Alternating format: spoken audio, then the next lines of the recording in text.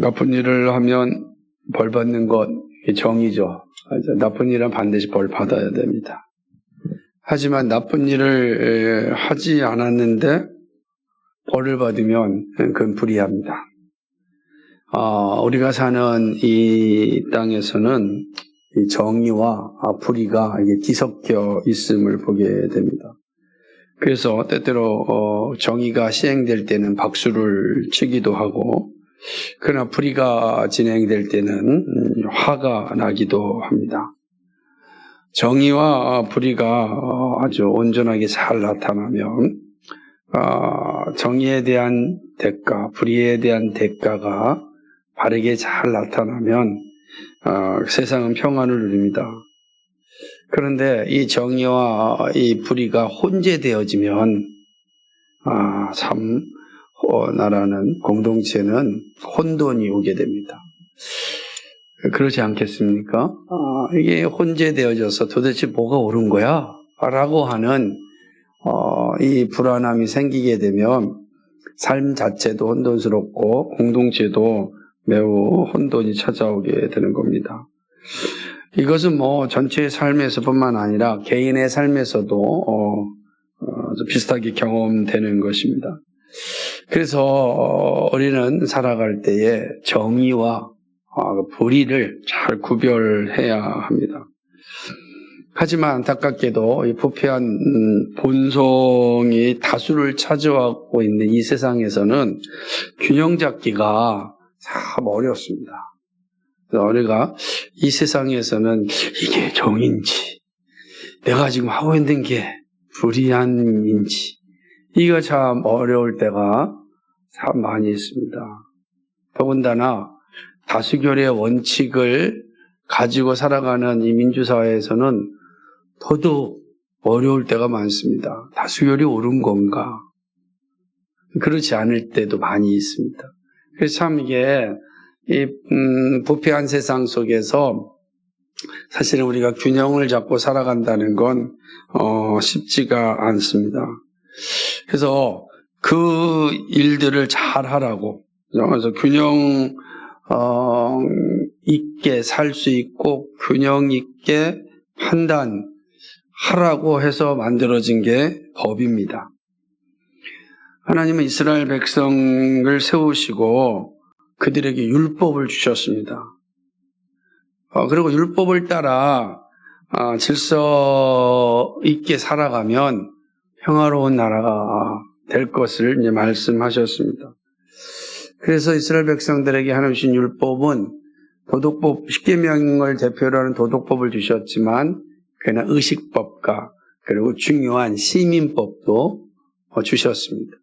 그래서 시민으로서, 한 백성으로서 어떻게 살아야 할 것인지를 알려주셨습니다. 그래서 이 세 법을, 도덕법과 의식법과 시민법, 우리 율법이라고 표현하는데, 율법을 잘 지키면 적어도 혼란스러운 세상을 만들지 않고 평화로운 세상을 만들어갈 수 있다는 것입니다. 그러나 율법 자체가 우리가 온전히 지킬 수 있을 수는 없습니다.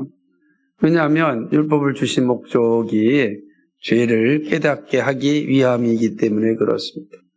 그래서 율법이 오면 우리의 부족함이 드러나고, 부족하면 자랑하지 않고, 자랑하지 않으면 겸손하고, 겸손하면 평화가 어느 정도 보장되는 것입니다. 근데 이러지 못하면 우리는 우리의 욕망과 우리의 이기심, 우리의 교만이 사실은 평화를 이렇게 파괴하게 되고 질서 있는 삶을 살지 못하게 하는 것입니다. 이러한 모습은 이스라엘 백성들에게만이 아니라 이 세상에서도 잘 나타납니다. 법이 없는 세상은 자연의 원리가 그 역할을 하였습니다. 그리고 인간은 양심이 그 역할을 하였습니다. 그래서 법이라는 문서가 없을 때는 자연의 원리, 양심의 원리가 그 법의 역할을 하여서 그 공동체를 이끌어가게 하였습니다. 하지만 문제는 우리의 부패한 양심은 제 기능을 하기에 부족함이 너무 많습니다. 그래서 양심이 그 일을 해야 되는데 이 양심이 부패하니까 여전히 죄악된 모습들이 많이 양산되어지는 것입니다. 하나님은 율법이 우리에게 법이 되지만 부패한 양심이 우리를 온전히 이끌지 못하니까 율법을 통하여서 기능을 제대로 할 수 있도록 하신 것입니다. 그래서 율법을 통하여 균형을 아주 잡게 하였습니다. 이스라엘 백성들은 그 율법을 통하여서 자신의 삶도, 가정의 삶도, 국가의 삶도 다 이루어 갔습니다. 매우 중요한 원리가 이스라엘 백성들 안에 작동되고 있었습니다. 이러한 모습들은 인류 역사 가운데 일반 연청의 세계 가운데도 잘 나타났습니다. 그리고 그 모습이 더 아주 확고하고 또 분명하게 나타난 것은 우리가 로마가 만들어진 법체계도 있고, 그래서 로마법이 오늘날의 모든 법의 어떤 기원처럼 여겨지듯이 로마 시대에는 이 로마법이 만들어져서 그 어마어마한 제국을 이끌어가는 그런 매우 중요한 기제로 이제 사용되었습니다. 일반 사회에서도 이제 법이 그 나라를 이끌어가는 기준으로서의 역할을 하게 된 것입니다. 그러나 제국은 법 위에 왕이 있었습니다. 그 왕이 그 법을 넘어선 겁니다. 그 왕은 법에 조촉을 받지 않고 왕은 그 법 위에서 살았습니다. 그러니까 그 왕 혹은 황제의 상황과 태도에 따라서 법은 참으로 이리저리 흔들리기 시작하였고 많은 사람들을 어려움에 겪게 하였고 죽음에 이르게도 하였습니다. 이게 이제 심각한 문제가 된 것입니다. 이 문제를 분명하게 바로잡은 이들이 있었는데 그들이 바로 종교개혁자들입니다. 종교개혁자들은 이 법을 중시 여기면서 법은 그 왕이다라고 하는 선언을 하게 됩니다. 그런 모든 사람은 법 아래 있어야 된다. 법 아래서 평등하다라는 것을 가르쳤습니다. 이것이 입헌공화제라고 하는 것입니다. 왕도 법 위에 있는 것이 아니라 법 아래에 있다. 왕도 법 아래에서 평등하게 그 지배를 받아야 한다라고 하는 것이 바로 종교개혁자들의 생각이었습니다.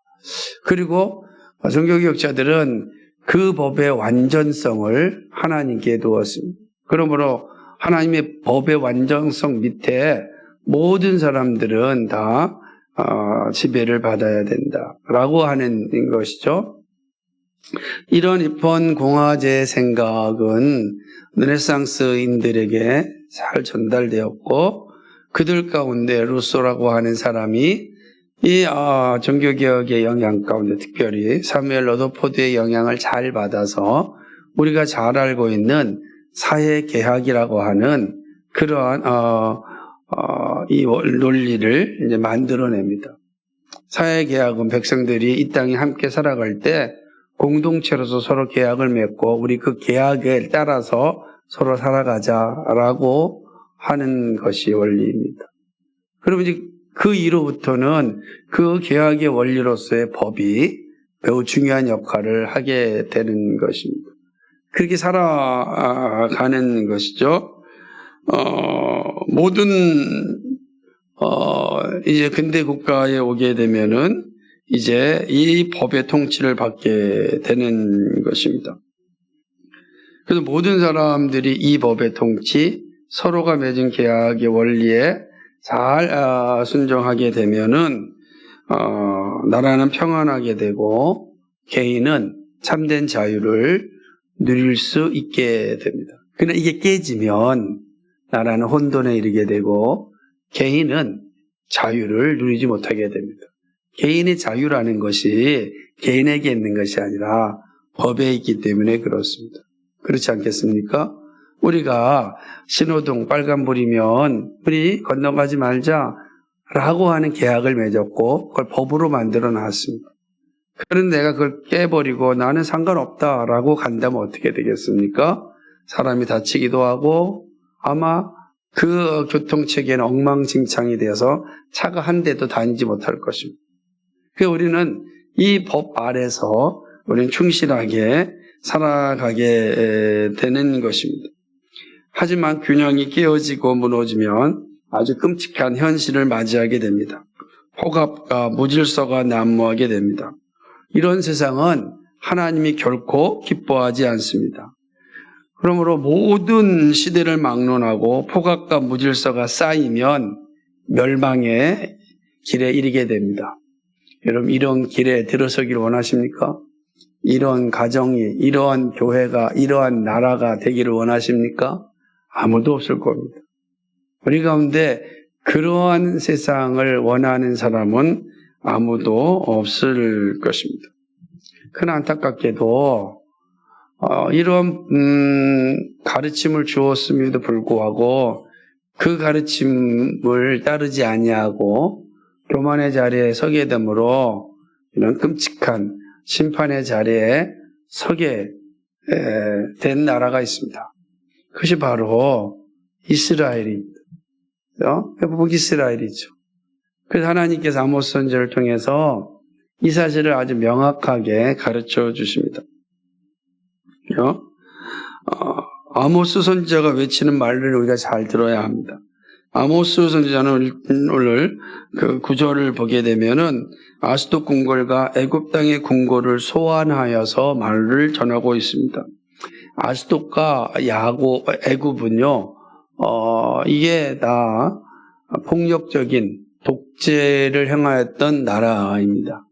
아스돗은 우리가 아모스서 1장에서 살펴보았듯이 똑같이 가사 지방에 있는 것으로서 무엇을 행하였습니까? 노예무역, 사람을 노예무역을 하였던 그런 나라. 노예무역을 하였다는 것은 그 나라가 폭압적 정치를 하고 있다라는 것을 의미하는 겁니다. 애굽은 우리가 너무나 잘 알고 있듯이 이 바로를 통해서 폭압적 독재 정치를 행한 나라입니다. 그런데 선지자는 이 아스돗과 그리고 애굽을 증인으로 사마리아 산으로 부릅니다. 그리고 사마리아 산에서 어떤 모습을 가지고 있냐면 사마리아 성 안에서 일어나는 일을 보라고 이야기를 하는 것입니다. 사마리아 성 안에는 지금 요란함과 아주 학대함이 일어나고 있었습니다. 여러분 이게 되게 재밌는 표현이에요. 독재와 폭압의 대명사인 애굽과 아스돗을 불러가지고 야 봐라 사마리아 성 중에 일어나고 있는 그 요란함, 그 사회적 소란, 사회적 동요 잘 봐라. 학대함, 폭력, 무질서 보아라 라고 해요. 너희들이 사마리아 성에 일어나는 소란과 무질서의 증인이다. 이렇게 이야기하는 겁니다. 어떤 표현일까요? 이런 것을 보여주는 거죠. 이 아스돗과 애굽도 누구 못지않게 폭력과 무질서가 가득한 나라였는데 그들의 눈에 비춰 보여지는 사마리아 성 안에 나타난 요란함, 그 폭력의 모습은 자기들과 비교할 수 없을 정도로 더 심하다는 겁니다. 너희들과 비교할 수 없어 라고 하는 거예요. 역설적인 표현이죠. 우리가 볼 때 이거 아스돗과 애굽은 정말로 엄청난 이방의 독재 국가고 폭력 국가인데 그들의 눈에 비친 사마리아는 자기들보다 더하면 더했지 덜하지 않는 거예요. 하나님이 불러서 너희들이 증인이다 라고 이야기하는 것이 바로 구절의 모습인 것입니다. 10절을 보게 되면 자기 궁궐에서 포악과 검탈을 쌓은 자들입니다. 계속 그 포악과 검탈, 이 강탈 하는 거예요. 약자들 것을 강탈하여서 자기의 부를 쌓는 모습을 이야기하는, 그게 가득한 겁니다. 바른 일을 행할 줄 모르는 사마리아 성의 모습을 잘 보여주고 있는 것입니다. 이들은 바른 일을 행할 줄 몰랐습니다. 바른 일이라는 것은 정직함, 신실함, 진실함을 의미하는 거예요. 이 사마리아 성 안에는 뭐가 없어요? 정직함이 없고 신실함이 없고 진실함이 없는 것입니다. 성은 권력자들이 있는 공간을 의미합니다. 지배자들이 있는 곳입니다. 그런데 이런 권력자들에게 나타나는 모습이 무엇입니까? 정직함이 없습니다. 신실함이 없는 겁니다. 여러분, 권력을 가진 사람이 정직하지 못하고 신실하지 못하면 어떻게 되겠습니까? 끔찍한 거죠. 그죠? 끔찍한 거예요. 자기 욕망과 자기 욕심에 사로잡히면 그 공동체는 끔찍하게 되는 것입니다. 지금 그 모습을 보여주고 있는 거예요. 지금 사마리아 성 안에서 나타나는 이 정치인들의 모습을 봐라. 권력자들의 모습을 봐라. 근데 그 권력자는 오늘날로 얘기하면 정치 권력자만 의미하는 것이 아니라 종교 권력자들도 포함하는 거예요. 봐라. 정치 권력자들, 종교 권력자들이 저들이 행하는 모습을 보아라 라고 이야기하는 것이죠. 이들에게는 정직함과 진실함은 없고 포악과 검탈만 있는 것입니다. 놀랍게도요, 공동번역 성경은 뭐라고 표현하고 있냐면 이를 궁궐에는 권력으로 남을 등쳐먹는 자들 뿐이다 이렇게 번역을 해요. 궁궐에는 권력으로 남의 등을 쳐먹는 자들만 가득하다는 거예요. 하나님께서 권력을 주실 때는 하나님을 영화롭게 하는 것이고, 그리고 백성들을 평화롭게 살 수 있도록 질서를 세우는 그런 직분을 줬습니다. 근데 이걸 망각하고 자기 욕망과 자기 권력을 사유하려고 할 때 어떻게 되는 거죠? 그건 완전히 그 공동체는 무질서하게 되고 무너지게 되는 거죠. 그러니까 남을 등쳐먹는 자들만 있다 보면 그 공동체는 끔찍한 상황이 이르게 됩니다. 누가 그런 곳에서 정직하게 살려고 하겠습니까? 등쳐먹는 악한 놈들이 권력을 잡고 정치를 하고 있는 백성들의 삶은 어떻겠습니까? 그리고 또 무엇을 배우겠습니까? 콩 심은데 콩이 납니다. 그러니까 궁궐에서부터 이렇게 부패가 일어나고 궁궐에서부터 이렇게 악취가 나는데 백성들이 살아가는 시장은 어떻겠습니까? 더 심한 악취가 나타나는 것이고 아주 부패 덩어리가 다 되어지고 만 것입니다. 이게 하나님께서 선지자를 통해서 지금 사마리아 성 북이스라엘의 그 실체를 지금 고발하고 있습니다. 하나님이 이러한 이스라엘을 향하여 이제 심판을 말씀합니다. 그들에게 진단을 하고 이제 심판을 하시는 거예요. 그죠? 그러므로라고 말씀합니다. 그죠? 바른 일을 행하지 않으면 무엇이 일어나는지를 말씀하고 있습니다. 하나님께서 11절에서 아주 분명하게 말씀합니다. 이 땅 사면에 대적이 있어서 내 힘을 쇠하게 하며 내 궁궐을 약탈할 것이다 라고 말씀합니다. 한마디로 이야기하면 사마리아가 망할 것이다. 아주 철저하게 망할 것이다 라고 이야기를 합니다. 그 망함의 모습을 12절의 비유를 통하여서 이야기를 합니다.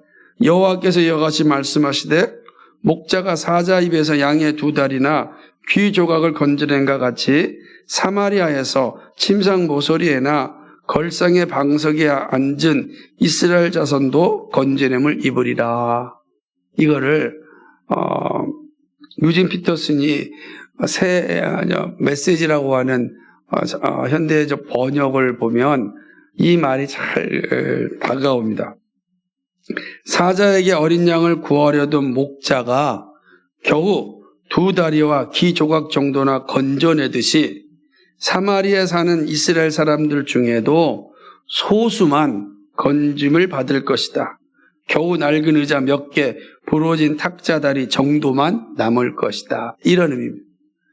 그러니까 이 내용은 앞에 있는 것처럼 한 목자가 양을 치는데 사자에게 양이 잡혀버렸습니다. 그러면 목자가 주인이 왔을 때 이 양을 세보니까 없는 거예요. 그럼 어떻게 말하겠어요?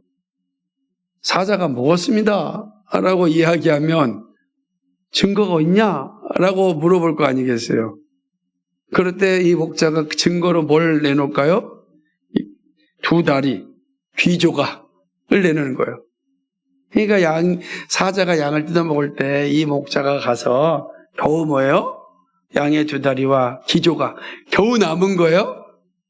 갖고 와서 사자가 양을 다 먹었습니다 라고 이야기하듯이 이스라엘 백성들이 이제 이방 나라에 의하여서 나라가 망할 때 겨우 남는 게 뭐다? 양의 뭐예요? 두 다리와 귀처럼 겨우 남는 게 뭐다? 몇 개 부러진 의자, 탁자 정도만 남을 거예요. 완전히 다 사마리아 성이 다 초토화되고 겨우 남은 게 탁자 몇 개 남은 거예요. 하나님의 심판 앞에 섰을 때 사마리아 성이 가지고 있는 그 모습을 보여주는 것입니다. 이스라엘의 아주 철저한 멸망을 보여주는 모습입니다. 바른 일을 행하지 않는 이들에 대한 하나님의 심판입니다. 그런 뒤에 이제 하나님은 야곱 가문에 대한 심판을 선언하면서 잘 들으라, 귀를 기울여 들으라 라고 말씀합니다. 이거 되게 중요한 겁니다. 하나님께서 귀를 기울여 들으라고 얘기하는 거예요. 지금 너희에게 심판이 임하고 있다는 겁니다. 그렇죠? 우리가 심판을 받을 때 내가 왜 심판받는지 모르고 심판을 받으면 끔찍하지 않아요. 원망할 일이 없이 정확하게 알려주는 겁니다. 그 사실을 잘 보여주고 있습니다. 하나님은 이스라엘의 모든 죄를 보응하는 날, 즉 죄에 대한 대가를 치르게 한 날에 베델의 제단을 벌하고 그 제단에 뿔을 꺾고 땅에 떨어뜨릴 것이다 라고 이야기합니다. 다시 말하면 이스라엘 백성들이 섬겼던 제단, 베델의 제단이 있었습니다. 단과 베델의 제단이 있었다고요. 그들은 그 제단에서 하나님을 섬기는 일을 하였습니다. 그 하나님께서 얘기합니다. 베델의 제단을 다 산산조각 나게 할 것이다 라고 합니다.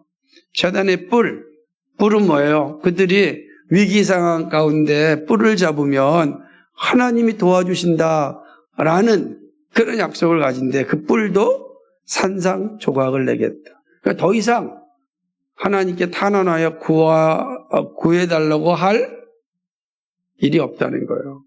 그러니까 이스라엘의 완벽한 심판을 의미하는 것입니다. 그리고 겨울궁과 여름궁을 박살낼 것입니다. 상하궁들과 큰 궁들을 박살낼 것입니다. 여기 보면은 겨울궁, 여름궁, 상하궁, 큰 궁, 궁궐들을 의미하는 겁니다. 여러분에게는 여름에 가서 실 별장이 있습니까? 겨울에 가서 실 별장이 있습니까? 이거 별장 가지고 있는 사람 상당히 부자만 가지고 있겠죠. 그죠? 얘기하는 거야. 궁궐에 있는 자들이 궁궐 권력자들, 종교 권력자들 혹은 정치 권력자들이 뭘 했다고요? 여름 궁궐과 겨울 궁궐을 가지고 있는 거예요. 그냥 불을 가득 채웠던 거죠. 그리고 상하굴, 이거는 엄청나게 화려하고 아름답고 라고 하는 겁니다. 하룻밤 자는데 1,000만 원, 2,000만 원 되는 집도 있다고 하니 그런 집? 야, 큰 궁궐. 우리 딱 큰 집 원하잖아요. 큰 집들. 이런 것들. 지난번에 그 노예에서 나와서 교직자 수련회를 갔는데 마지막 날 돌아오는데 옆에 어마어마하게 큰 집들이 있더라고요. 마치 궁처럼 생겼어요. 야, 아니 이렇게 가난하고 못 사는 나라에 저렇게 화려한 궁 같은 게 뭔가. 개인집이래요. 개인집. 다른 사람들은 다 어렵고 힘든데 전체적으로. 도대체 그 사람은 어떻게 돈을 벌었을지 모르지만 어마어마한 큰 궁궐을 가지고 사는 겁니다. 지금 이 모습이 그런 겁니다.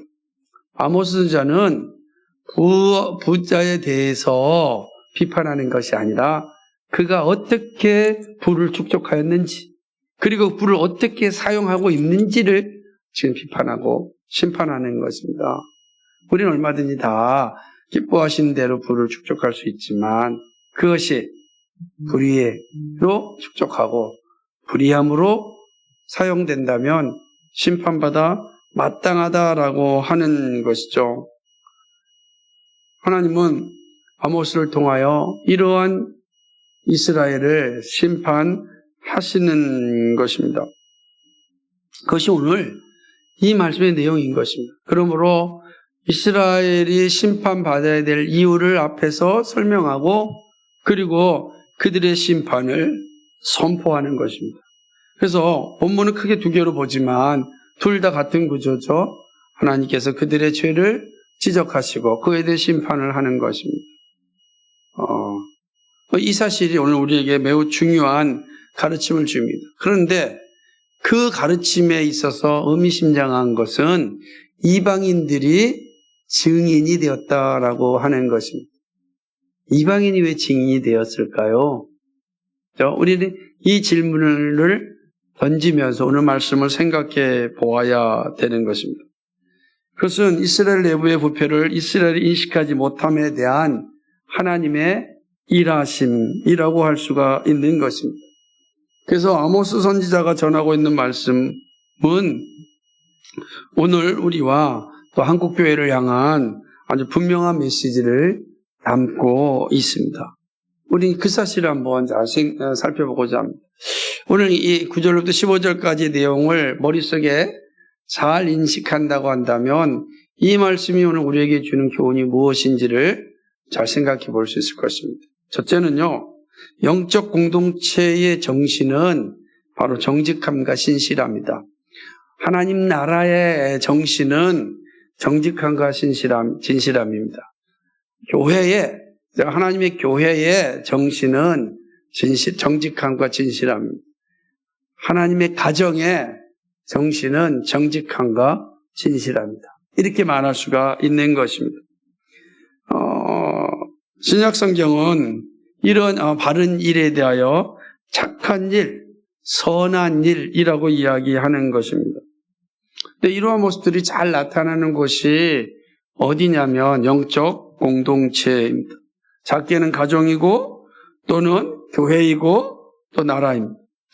그러니까 궁극적으로 하나님의 나라는 바른 일로 세워지게 됩니다. 그 정직과 이 진실함은 하나님 나라의 정체성입니다. 그러므로 하나님 나라의 정체성이 깨어지면은 어떻게 되겠습니까? 가정이 부패하게 되고 교회가 부패하게 되는 겁니다.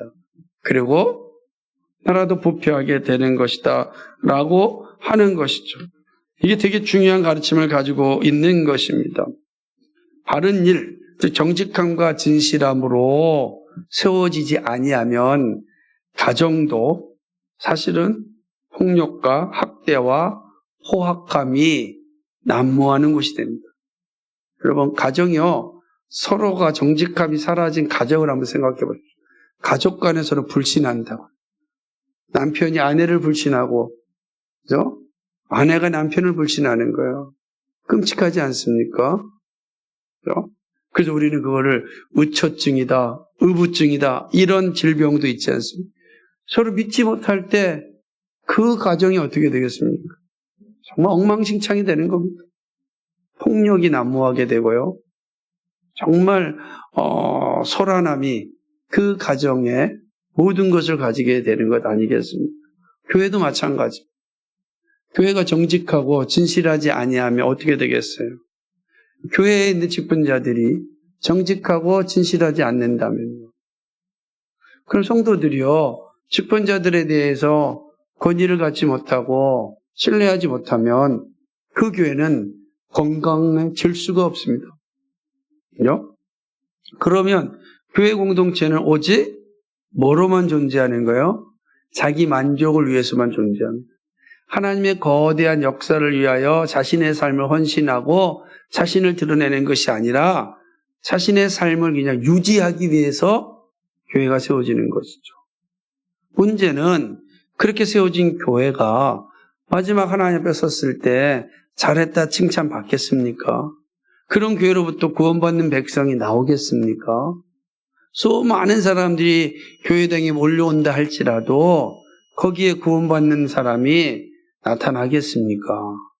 자기 만족을 채우는 일은 충분하지만 구원받은 백성이 나타나겠다라고 확신할 수 없습니다. 사람이 모이는 것이 부흥이 아니고 구원받는 자가 더하여지는 것이 부흥입니다. 되게 중요합니다. 그러나 이 이스라엘 백성들은 뭐예요? 바른 일을 행하지 않았습니다. 바른 일을 주셨어요. 그죠? 바른 일을 하라고 선지자를 보냈습니다. 말씀을 주셨습니다. 그런데 그들이 바른 일을 행하지 않았습니다. 이유가 무엇이죠? 선지자의 말씀을 듣지 않았기 때문입니다. 말씀을 듣지 않으니 자기 소견에 오른 대로 살아가고 그 자기 소견은 우리가 생각하는 대로 부패한 본성에서 나오는 소견이었기 때문에 반드시 부패한 열매를 맺게 되는 것입니다. 우리가 정말로 건강하고 아름다운 영적 공동체를 세우려고 한다면 우리는 정말 바른 일에 힘써야 됩니다. 정직함과 진실함이 우리의 정체성이 되어야 하는 것입니다. 생명이다. 여기에 있는 것이죠. 그래서 선지자들은 이 사실을 매우 강조하였던 것입니다. 하나님의 뜻이 무엇이냐? 그 공의를 행하는 것이다. 라고 이야기하는 것입니다. 정직하게 행동하는 것이다. 라고 이야기하는 것입니다. 너희들이 나한테 가져오는 수많은 재물이 중요한 것이 아니라 정직함과 공의로움과 인자함이라 라고 말씀하는 것입니다. 이게 바로 건강한 공동체를 세우는 것이고 그것이 영적 공동체의 생명이고 정신이다 라고 하는 것입니다. 이게 사라지면 남는 것은 무질서와 소란과 불안과 폭력인 것입니다. 그러므로 나의 삶을 잘 돌이켜봐야 됩니다. 나는 어떤가? 우리 교회는 어떤가? 라고 하는 겁니다. 소란함과 폭력과 불안이 가득 차 있다고 한다면 그곳에는 정직함과 진실함이 없기 때문입니다.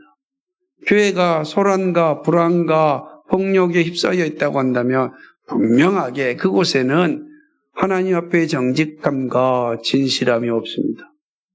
바른 일을 행하지 않으면 교회도 아무리 멋진 외형을 가지고 있다 할지라도 소란과 불안과 폭력이 난무하는 곳이 됩니다. 그럼 그곳은 심판에 이르게 된다라고 하는 것을 분명히 보여줍니다. 그러므로 영적 공동체의 정신은 뭐다? 바른 일이 정직함과 진실함이다라는 가르침입니다. 두 번째는요, 하나님의 심판에는 혹독한 대가가 주어집니다. 그렇죠? 반드시 그렇습니다. 거짓이 없고요. 하나님 심판에는 거짓이 없고 혹독한 대가가 주어집니다. 특별히 우상 숭배자와 만몬 숭배자들은 심판의 날에 혹독한 대가를 치르게 되는 것입니다. 하나님께서 이스라엘을 심판하실 때 아스돗과 애굽을 증인으로 삼았습니다. 아스돗과 애굽은 하나님의 심판을 받았습니까? 받지 않았습니까? 심판을 받았습니다. 우리가 1장에서 보게 되면 서너 가지의 죄들로 그들을 심판하였습니다. 그들이 심판하였다고 한다면 그들이 즐기는 이 사마리아는 심판받기에 합당하죠. 내가 심판받았는데 하나님 공평하신 분인데 이스라엘은 반드시 심판에 이르게 됩니다. 그죠? 이들이 심판받는 일이 뭡니까? 이들은요, 하나님 앞에 정직하지 못했습니다. 불의하였습니다. 그러므로 그들은 거짓을 행하는 자들이었습니다. 정직함도 없고 진실함도 없는 자들이었다라고 하는 것입니다. 그래서 이 안에서 남을 등쳐먹는 자들이 득실거렸습니다. 그러니까 서로 섬기고 세우는 일이 아니라 남을 죽이고 약탈하고 강탈하여 자신들의 배만 채우는 이러한 지도자들이 가득하였습니다. 종교 지도자들도 자신의 욕망을 채우고 욕구를 채우고 부와 권력을 차지하는 일에 열심을 내었습니다. 이들의 모습입니다. 그들은 이렇게 여름궁과 겨울궁을 가졌습니다. 상하궁궐과 그리고 큰 집을 갖기를 좋아했습니다. 그럼 그걸 가지려면 어떻게 해야 되겠어요? 강탈해야죠. 강탈해야 되는 겁니다. 그러면 누군가는 빼앗겨야 될 거 아닙니까? 빼앗긴 사람은 어떻게 되겠어요? 더 어렵고 더 힘들게 되는 것 아니겠습니까? 이들의 죄에 대해서 하나님은 결코 눈 감지 않았습니다. 참 놀라운 것은 그들의 죄에 대해 이방인들을 증인으로 세웠다라고 하는 것, 너무나 중요한 의미를 가지고 있습니다. 예수님께서 십자가를 지시기 위하여서 예루살렘에 들어갔습니다.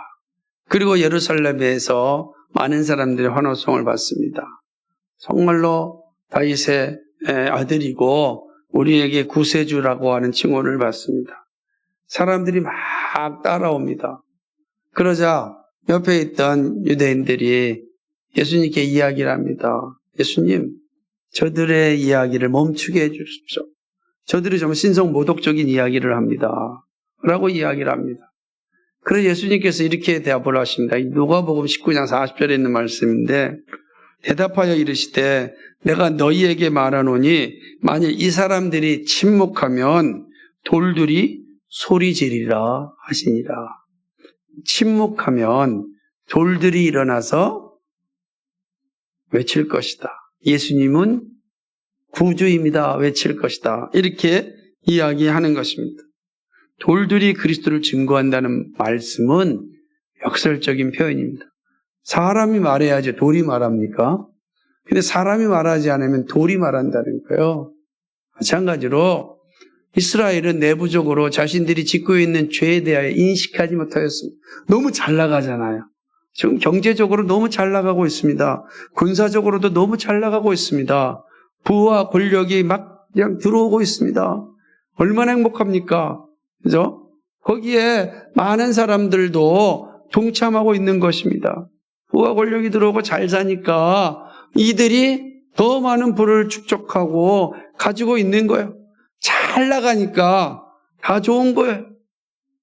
그러니 거기에 무슨 죄에 대한 인식이 있겠습니까? 없는 겁니다. 내부에서는 내가 왜 죄야? 알지 못하는 겁니다. 그렇게 되어 있습니다. 예. 그러므로 그들은 죄가 죄로 인식되지 않은 상태에서 죄로 인하여 죽어가고 있습니다. 아무도 죄다라고 말하지 않는 겁니다. 아무도. 그리고 그들이 짓는 죄가 얼마나 큰 죄인지도 모르는 겁니다. 도대체 우리가 무엇을 잘못했기에 우리에게 이런 말을 하느냐라고 할 정도로 그런 죄에 대한 인식이 없었습니다. 그러니 당연히 죄에 대한 심판을 받는다는 거 그들은 허락하지 않았어요. 용납하지 않았습니다. 하나님께서 누구를 부른다고요? 아스돗과 애굽을 증인으로 삼습니다. 아스돗과 애굽이 이스라엘 백성들에게 폭력을 행사했던 나라입니다. 이스라엘 가장 괴롭혔던 나라입니다. 이스라엘을 향하여서 정말로 핍박하였던 그런 나라입니다. 그런데 그 나라가 증인이 되어서 이스라엘의 죄를 얘기하는 겁니다. 그리고 그 죄에 대하여 하나님께서 심판하시는 겁니다. 그렇습니다. 하나님의 심판이 임할 땐 거기는 거짓이 없습니다. 이스라엘은요, 철저하게 부패한 공동체가 되었습니다. 부하 권력에 취하여 영적인 눈이 멀었고 선을 행할 수 있는 능력도 없었습니다. 심판을 피할 수 없는 존재가 되었습니다. 그 말은 하나님의 심판에는 거짓이 없고 하나님의 심판에는 반드시 대가를 치른다는 것. 이스라엘은 하나님의 심판 앞에 나라가 망하는 대가를 치르게 되었습니다. 승승장구하였던 나라가 산산조각이 되었습니다. 오늘 우리에게도 동일합니다. 하나님의 나라를 위해 살아가는 우리들에게 있어서 죄는 반드시 심판을 받습니다. 죄는 심판을 받는 겁니다. 그리고 반드시 대가를 치르게 됩니다. 그것이 사실입니다. 우리는 다 그런 자리에 서 있습니다. 우린 다 죽은 자예요. 소망이 없는 자입니다. 왜요? 죄에 대한 심판을 받았고 대가를 치렀기 때문에 그렇습니다. 우린 다 그렇게 죽어야 되는 존재예요. 그래서 우리가 잘 알고 있듯이 에베소서 2장 1절에 뭐라 그럽니까? 허물과 죄로 죽었다라고 이야기하는, 우린 죄로 죽은 존재였습니다. 죄악 가운데 죽은 존재가 그리스도의 은혜로 살아났습니다. 그리스도의 은혜로 살아난 존재가 그리스도의 공동체를 이루고 살아갈 때 가장 앞서서 싸워야 되는 건 바로 죄와의 싸움입니다. 하나님께서는 우리에게 놀라운 은혜를 주셨는데 죄를 지을 때 심판에 이르지 않는 길을 허락하셨습니다. 그것이 회개입니다. 우리는 회개의 자리에 서는 겁니다. 아모스 선지자가 이스라엘 백성들에게 하나님의 심판에는 이런 징계가 있다, 이런 대가가 있다 이야기하는 것은 너희들은 고소하게 죽을 거야, 이런 내용이 아니에요. 회개의 자리로 돌아오라. 회개의 자리로 돌아오라 라는 말씀인 것입니다. 우리도 마찬가지입니다. 하나님의 말씀을 들을 때 우리 날마다 회개의 자리에 돌아가야 소망이 있습니다. 주 예수께서 우리를 위하여 모든 죄를 담당하셨기 때문에 주 예수의 이름으로 우리가 회개하면 하나님께서 우리의 죄를 용서하시고 심판에 이르지 않게 하십니다.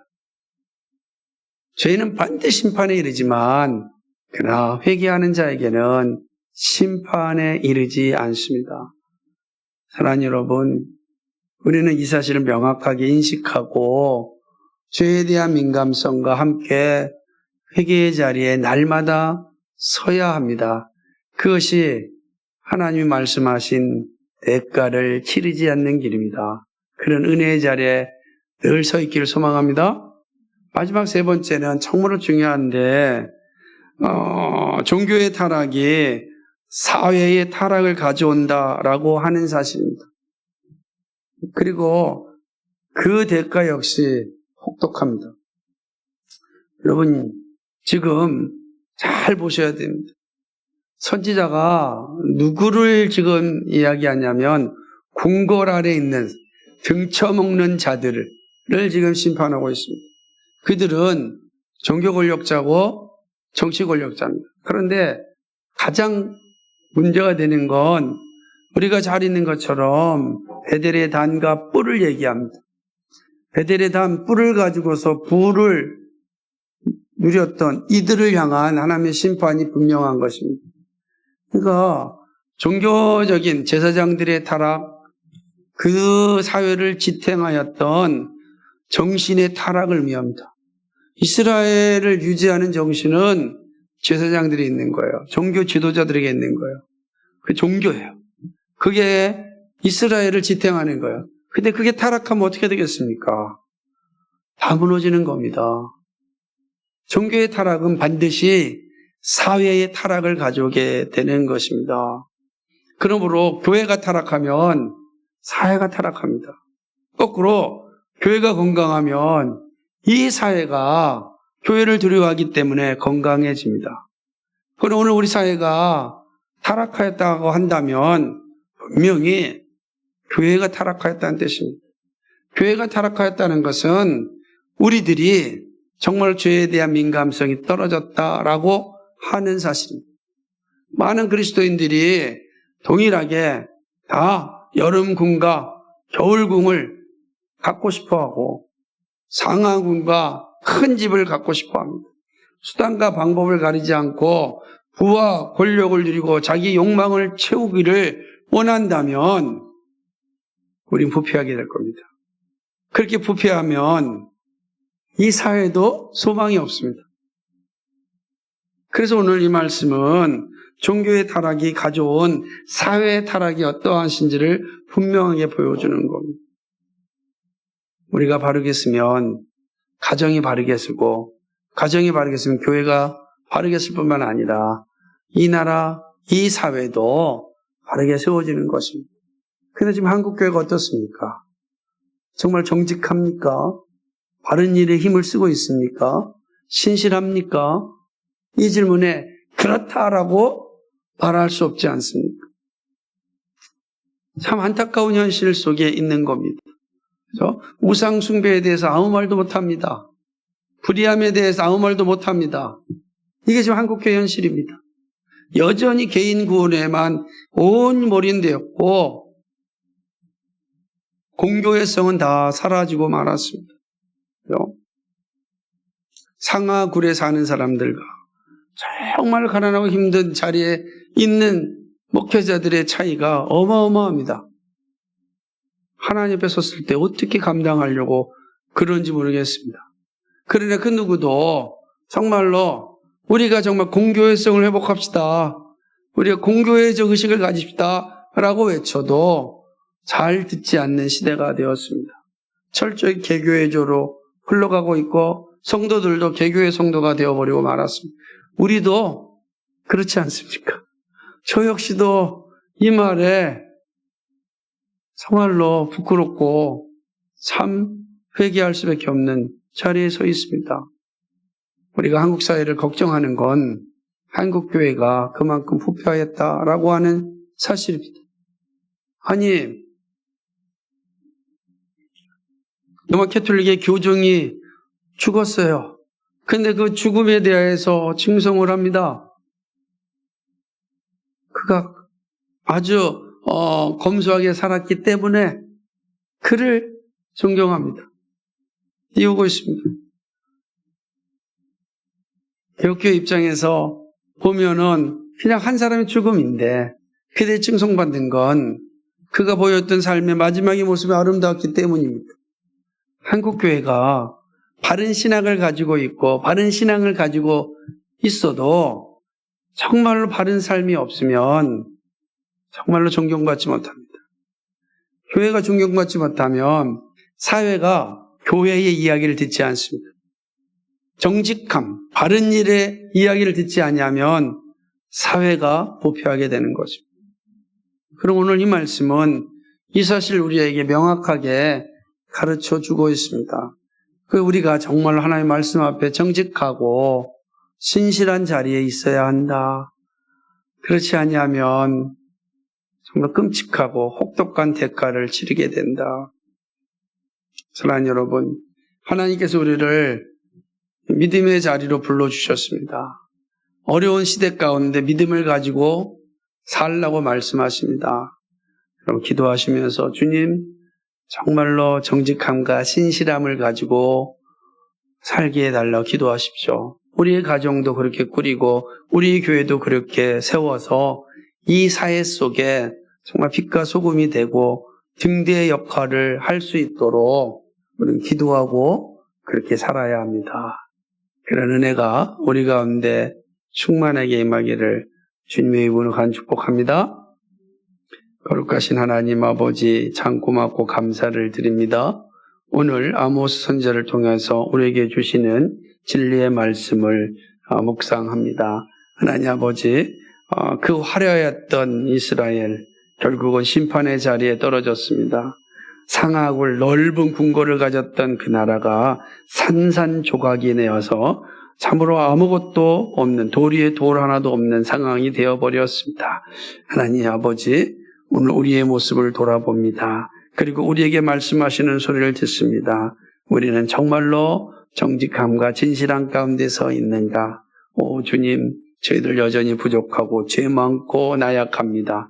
그래서 구하고 간구합니다. 성령 하나님 도와주옵소서. 성령 하나님 인도하여 주옵소서. 바른 일을 행할 수 있는 힘을 허락하여 주시고 감당할 수 있도록 이끌어 주옵소서. 그리하여 하나님께 영광 돌리고 이 세상 가운데 하나님의 의로움을 드러낼 수 있도록 인도하여 주옵소서. 오 주님, 함께하여 주시기를 간절히 소망하옵고 예수 그리스도의 받들어 기도하옵나이다. 아멘.